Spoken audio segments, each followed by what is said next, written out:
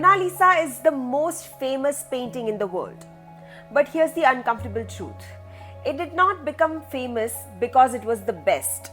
It became famous because it was stolen. This is the strange, almost absurd story of the Mona Lisa and how a crime turned it into a global obsession. Painted by Leonardo da Vinci in the early 1500s, the Mona Lisa was respected, yes, but it was not the painting.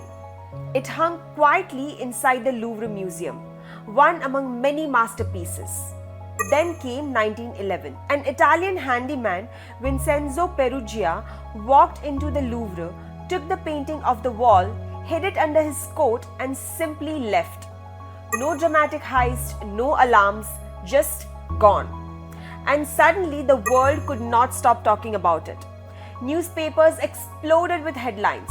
The theft became an international mystery. People queued outside the Louvre not to see art, but to stare at the empty space where the painting used to hang. Think about that.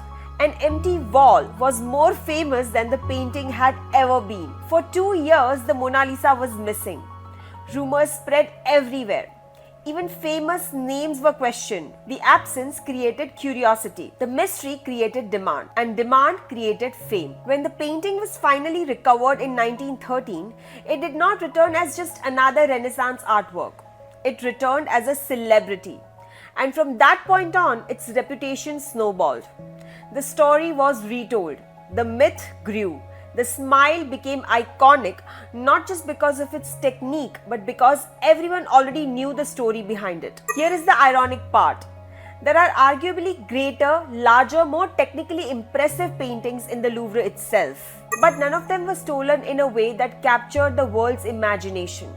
The Mona Lisa's fame is not just about art, it is about narrative. A theft, a mystery, a media frenzy. In many ways, the world's most famous painting is famous because it disappeared.